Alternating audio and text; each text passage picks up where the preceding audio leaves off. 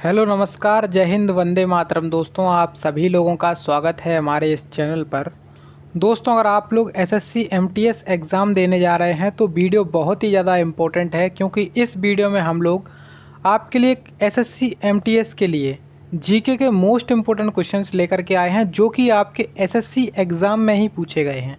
यानी कि अभी आपका एग्ज़ाम मई में हुआ था, उसमें जो जो क्वेश्चन पूछे गए थे सभी क्वेश्चंस को हमने उठाया है इस वीडियो में। तो चलिए शुरुआत करते हैं हम इस वीडियो में। देखिए, आज हमारा जो पहला प्रश्न है उस पर अगर आप लोग ध्यान देंगे तो ये आपका क्वेश्चन स्टैटिक जीके से पूछा गया है। तो स्टैटिक जीके से क्वेश्चन पूछा गया है, पूछ रहा है क्वेश्चन में कि करगम लोक नृत्य किस राज्य से संबंध रखता है। तो अगर इसकी बात करते हैं हम, जो करगम डांस है वो किस राज्य का डांस है, तो तमिलनाडु इसका करेक्ट आंसर हो जाएगा। इसको आप लोग एकदम रट लीजिएगा क्वेश्चन को, अगर क्वेश्चन आएगा आपका ये छूटेगा नहीं। एसएससी क्या करता है, क्वेश्चन को बार बार रिपीट करता है। तो चलिए यहाँ पे इसका राइट आंसर क्या हो जाएगा, ऑप्शन नंबर 3 वाला, यानी कि तमिलनाडु। देखिए दोस्तों, ऐसा नहीं है कि सभी क्वेश्चन इजी आते हैं आपके एग्ज़ाम में। कुछ क्वेश्चन आपके एग्ज़ाम में टफ भी आते हैं, कुछ इजी भी आते हैं। देखिए, जैसे यहाँ पे इस क्वेश्चन को ही आप देखेंगे तो इसमें आप देख पाएंगे ऐसे अपराध जिनके लिए पुलिस न्यायालय के आदेश के बिना किसी व्यक्ति को गिरफ्तार कर सकती है, उसे किस प्रकार के अपराध की श्रेणी में कहा गया है। तो उसे क्या अपराध कहा जाता है, उसे कौन सा अपराध कहते हैं, उसे कहते हैं संज्ञेय अपराध। क्या कहते हैं, संज्ञेय अपराध कहा जाता है। ऑप्शन नंबर 4 इस क्वेश्चन का करेक्ट आंसर है, मोस्ट इंपॉर्टेंट क्वेश्चन रहेगा ये। अगला क्वेश्चन आप देख पाएंगे तो आपको देखने में लगेगा, क्वेश्चन पूछा जा रहा है कि सोने की खदान के धंसने के कारण खबरों में रहा सिनीजियांग, क्या बोला जा रहा है, सिनीजियांग प्रांत किस देश में स्थित है। देखिए, ये क्वेश्चन आपका क्या है, करंट अफेयर्स का क्वेश्चन था। देखिए, जो सिनीजियांग प्रांत है ना, वो किस देश में स्थित है, चीन में स्थित है। और ये क्या किस लिए फेमस हुआ था, ये किस लिए खबरों में आया था, यहाँ पे जो ना सोने की खदान क्या हो गई थी, धंस गई थी, उसी कारण ये फेमस हुआ था, मतलब उसी कारण खबरों में आया था। तो ऐसा आपको करंट अफेयर्स भी पढ़ के जाना है आपके एग्ज़ाम के लिए। अगला क्वेश्चन देखिए, क्वेश्चन पूछा जा रहा है आपका स्पोर्ट्स से संबंधित क्वेश्चन है। क्वेश्चन में पूछ रहा है कि मैग्नन कार्लसन, क्या पूछ रहा है, मैग्नन कार्लसन निम्नलिखित में से किस खेल के साथ जुड़े हुए हैं। तो अगर हम बात करते हैं मैग्नन कार्लसन के बारे में, तो इनका संबंध शतरंज खेल से है। तो आप इनको याद रख लेंगे, बहुत ज़्यादा इंपॉर्टेंट हैं ये। मैग्नन कार्लसन, इनका संबंध किससे है, शतरंज से है। नेक्स्ट क्वेश्चन देखिए दोस्तों, नेक्स्ट आपसे क्वेश्चन में पूछा गया है, पूछ रहा है क्वेश्चन में कि 18वीं शताब्दी में ब्रिटेन में सूती कपड़ा उद्योग के विकास का क्या परिणाम हुआ था। देखिए, जो ब्रिटेन था वहाँ पर जो सूती कपड़ा उद्योग था उसके विकास पर क्या परिणाम पड़ा। तो वहाँ पे विकास जो था ना, भारत में कपड़ा उत्पादन में क्या हो गई थी, गिरावट आ गई थी। भारत के कपड़ा उत्पादन में क्या हो गई थी, गिरावट आ गई थी। ऑप्शन नंबर 1 इसका करेक्ट आंसर है। आप लोग और भी ऑप्शन को पढ़ सकते हैं। देखिए, एक और क्वेश्चन आपका पूछा गया है जो कि आपका स्पोर्ट्स से संबंधित क्वेश्चन था, और क्वेश्चन में आपसे पूछ रहा है वर्ष 1982 के एशियाई खेलों की मेज़बानी किस देश ने की थी। देखिए, आप थोड़ा बहुत जो है ना प्रीवियस वाले जितने भी खेल हुए हैं उनको एक बार पढ़ के जाइएगा कि इस सन में कौन सा खेल हुआ था और उसकी मेज़बानी किसके द्वारा की गई थी, मतलब वो जो खेल है वो कहाँ पर आयोजित किया गया था। ठीक है, तो यहाँ पे जो 1982 का एशियाई खेल है ना, वो भारत में आयोजित किया गया था। इसी वजह से इन्होंने ये पूछा है, क्योंकि ये भारत में आयोजित किया गया था, इसी वजह से इन्होंने पूछा है, यानी कि ऑप्शन नंबर 2 इसका करेक्ट आंसर हो जाएगा। नेक्स्ट क्वेश्चन देखते हैं, इसमें आपसे पूछ रहा है कि एस्किमो, क्या पूछ रहा है, एस्किमो किस भौगोलिक क्षेत्र से संबंधित है। जो एस्किमो है ना, वो किस भौगोलिक क्षेत्र से संबंधित है, सवाना घास के मैदान, या फिर शुष्क क्षेत्र, या फिर उष्णकटिबंधीय वर्षावन क्षेत्र, या फिर फोर्थ ऑप्शन कह रहा है कि ध्रुवीय क्षेत्र। तब आप क्या कहेंगे, तब आप कहेंगे जो ध्रुवीय क्षेत्र है इससे संबंधित है। ठीक है, आप लोग इसको एक बार देख लेंगे क्वेश्चन को, अगर आपके एग्ज़ाम में क्वेश्चन आ जाए तो आप उसको छोड़िएगा नहीं। देखिए, अब दोस्तों आपसे नेक्स्ट क्वेश्चन पूछा गया है आपका पॉलिटी यानी कि संविधान से, और इसमें आपसे पूछ रहा है कि भारतीय संविधान की प्रस्तावना में डैश दिया गया है बीच में, किसी व्यक्ति की गरिमा को सुनिश्चित करता है। तो ऐसी कौन सी चीज़ है जो किसी व्यक्ति की गरिमा को सुनिश्चित करती है, समानता, स्वतंत्रता, या फिर बंधुता, या फिर न्याय। तब आप कहेंगे जो बंधुता है वो किसी व्यक्ति की गरिमा को सुनिश्चित करती है। ऑप्शन नंबर तीसरा वाला इसका करेक्ट आंसर हो जाएगा। ठीक है, ऑप्शन नंबर थर्ड वाला इसका क्या हो जाएगा करेक्ट आंसर। अब आपको कमेंट करके मुझे ये बताना है कि जो अपना भारतीय संविधान है उसकी प्रस्तावना जो है ना, उसमें मात्र एक बार संशोधन किया गया था। अब वो संशोधन कौन सा था? जैसे यहाँ पे बोलो कि चलो जैसे 21वां संविधान संशोधन, पहला संविधान संशोधन, इस तरीके से वो संविधान संशोधन कौन से क्रम का था और किस सन में किया गया था, और जो प्रस्तावना है उसमें कितने शब्दों को जोड़ा गया था, ये आपको कमेंट करके बताना है। देखिए अगले क्वेश्चन को, तो आपसे अगला क्वेश्चन पूछ रहा है, अशोक के अभिलेखों के अनुसार निम्नलिखित में से कौन सा मगध साम्राज्य में एक प्रांतीय केंद्र नहीं था? तो अगर हम बात करते हैं जो अशोक के अभिलेख हैं उसके अनुसार निम्नलिखित में से कौन सा मगध साम्राज्य का एक प्रांतीय केंद्र नहीं था? तो कौन सा नहीं था? इंद्रप्रस्थ। जबकि तोसली, उज्जैनी और तक्षशिला, ये तीनों क्या थे? मगध साम्राज्य के अंतर्गत आते थे। मगध जो साम्राज्य था उसके प्रांतीय केंद्र थे, लेकिन जो इंद्रप्रस्थ था वो इसका केंद्र नहीं था। आपका करेक्ट आंसर हो जाएगा ऑप्शन नंबर तीसरा। और इसकी चर्चा किस में की गई है? तो अशोक जो है ना, अशोक सम्राट, मौर्य शासक अशोक, उसके अभिलेखों के अनुसार, यानी कि उसके अभिलेखों में इसकी चर्चा करी गई है। नेक्स्ट क्वेश्चन देखिए, पूछ रहा है क्वेश्चन में कि विश्व बैंक वर्गीकरण यानी कि वर्ल्ड बैंक क्लासिफिकेशन 2020-21 के अनुसार भारत किसकी श्रेणी में आता है? तो अगर हम बात करते हैं जो विश्व बैंक क्लासिफिकेशन है, वर्ल्ड बैंक क्लासिफिकेशन, विश्व बैंक वर्गीकरण के अनुसार जो भारत है वो किस श्रेणी में आता है? वो आता है निम्न से निम्न मध्यम आय वाले देशों में, यानी कि जो अपनी मिडिल आय होती है उस क्षेत्र में आता है, मिडिल इनकम वाले क्षेत्र में आता है। ऑप्शन नंबर थर्ड वाला जो है ना इस क्वेश्चन का करेक्ट आंसर है। देखिए दोस्तों, अब आपसे अगला क्वेश्चन पूछा गया था इतिहास से, और क्वेश्चन क्या है, काफ़ी ज़्यादा आसान क्वेश्चन है। लगभग सभी क्वेश्चन, मतलब लगभग सभी लोग इस क्वेश्चन को करके आए होंगे जो लोग तैयारी कर रहे हैं। जैसे कि क्वेश्चन में पूछा गया था कि जो भारतीय राष्ट्रीय कांग्रेस है इसका पहला अधिवेशन यानी कि इसकी जो पहली सभा है वो कब आयोजित की गई थी? तो देखिए जैसे कि हमने देखा जो अपना पहला अधिवेशन है कांग्रेस का पहला अधिवेशन कब हुआ था? तो ये अपना जो है ना बम्बई में आयोजित किया गया था। कहाँ पर? बम्बई में। लेकिन ये पहले कहाँ पर आयोजित होना था? ये पुणे में आयोजित होना था, लेकिन ये पुणे में किसी कारणवश आयोजित नहीं हो पाया था। लेकिन ये कहाँ पे हुआ था? बम्बई में आयोजित हुआ था। अब अगर हम बात करते हैं भारतीय राष्ट्रीय कांग्रेस के बारे में, तो भारतीय राष्ट्रीय कांग्रेस जो है ना इसकी स्थापना कब हुई थी? तो इसकी स्थापना हुई थी सन 1885 को। और किसने की थी, किसके द्वारा की गई थी? तो सर ए.ओ. ह्यूम के द्वारा इसकी स्थापना की गई थी। ठीक है, सर ए.ओ. ह्यूम के द्वारा इसकी स्थापना की गई थी। कांग्रेस के पहले अध्यक्ष कौन थे? यानी कि जो पहला अधिवेशन था उसके पहले अध्यक्ष कौन थे? आप लोग मुझे कमेंट करके बताएंगे।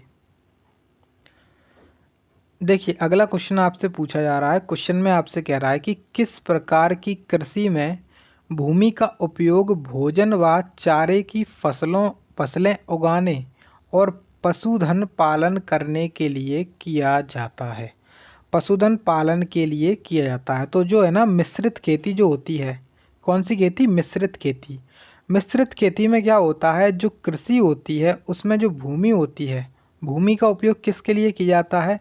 भूमि पर भोजन यानी कि जो अपने खाद्य पदार्थ होते हैं उनको उगाने के लिए।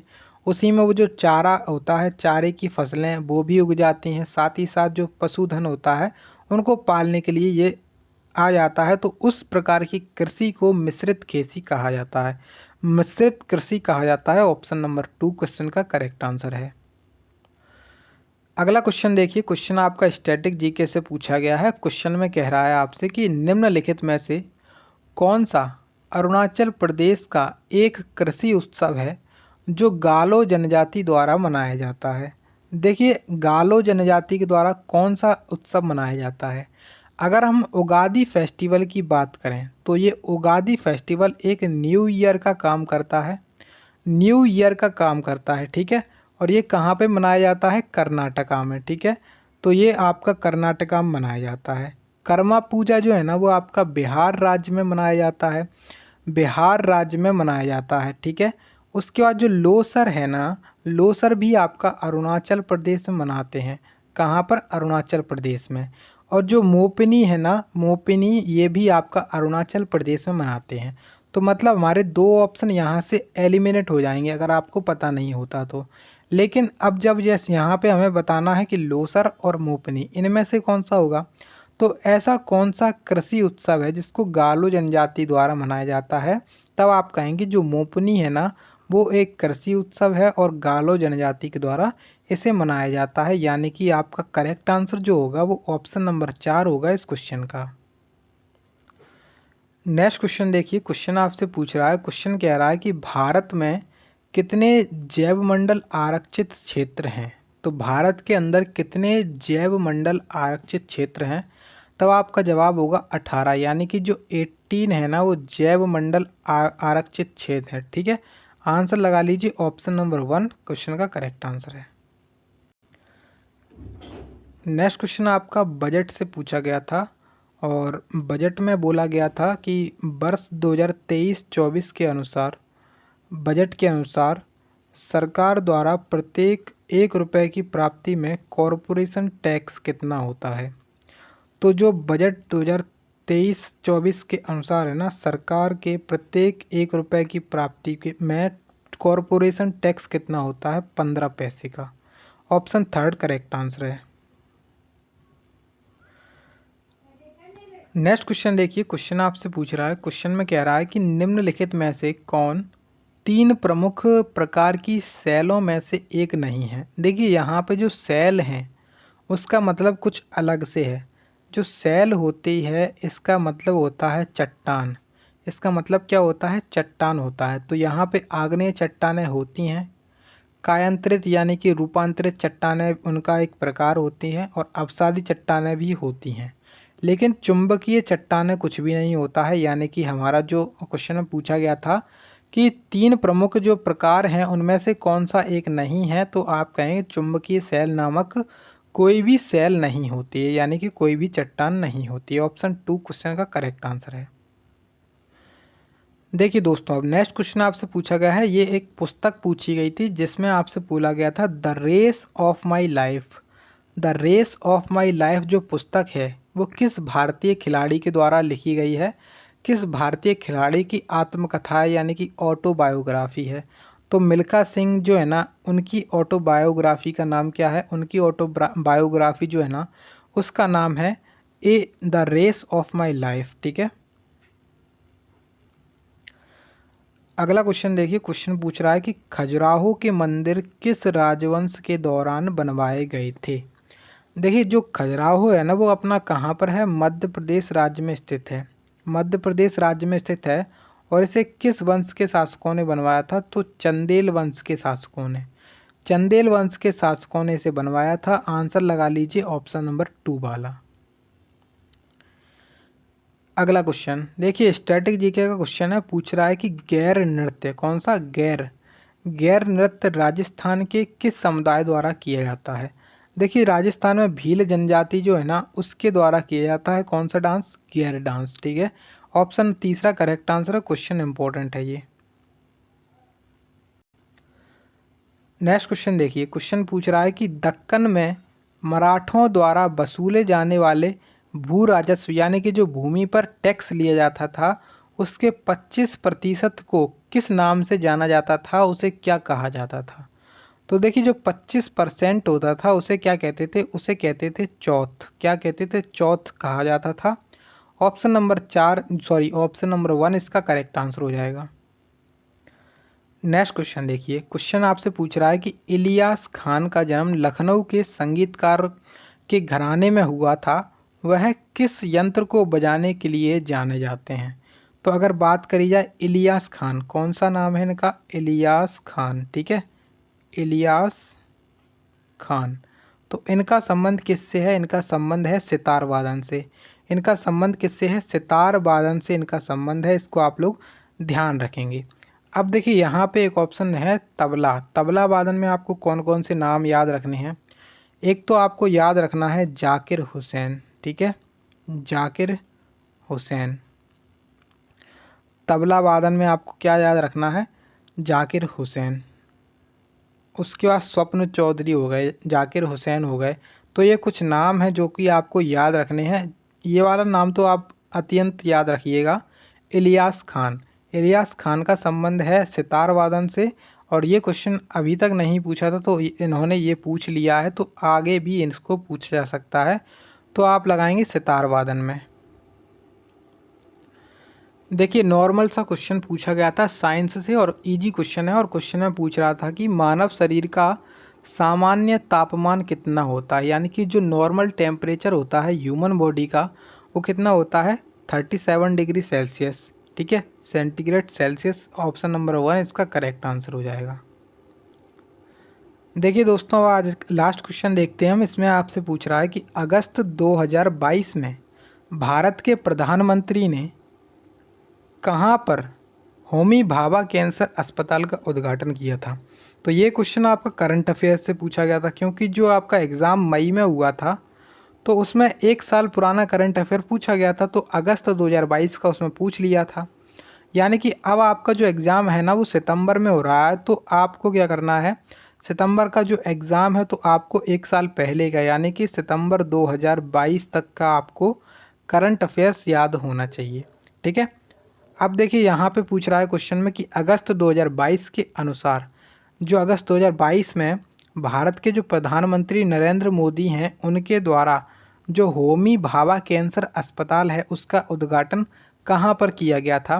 तो मोहाली में किया गया था। ऑप्शन नंबर जो 1 वाला है ना वो इस क्वेश्चन का करेक्ट आंसर है, ठीक है। तो ये कुछ क्वेश्चन थे जो कि आपके एग्ज़ाम में पूछे गए क्वेश्चन थे, और जो स्टैटिक जीके वाले क्वेश्चन हैं उनको आप लोग एकदम मान के चलिएगा, वो क्वेश्चन अत्यंत महत्वपूर्ण क्वेश्चन है, और कई बार वो क्वेश्चन क्या होते हैं, रिपीट भी जाते हैं, ठीक है। अब इसके आगे हम क्या करेंगे, इसके आगे भी हम आपके जितने भी शिफ्ट में एग्ज़ाम हुए थे उन सभी शिफ्ट के एग्ज़ाम को हम यहाँ पे आपके डिस्कस करा देंगे, जिससे कि आपके अगर एग्ज़ाम में उनसे क्वेश्चन रिपीट होगा तो आपका क्वेश्चन छूटेगा नहीं, ठीक है। और best of luck for exam. अगर आपको वीडियो पसंद आई है तो प्लीज़ वीडियो को लाइक कर देंगे और चैनल को सब्सक्राइब जरूर कर लीजिएगा, क्योंकि जिसका भी आगे एग्ज़ाम है तो आपको बेनिफिट हो जाएगा इस वीडियो से, ठीक है। चलिए।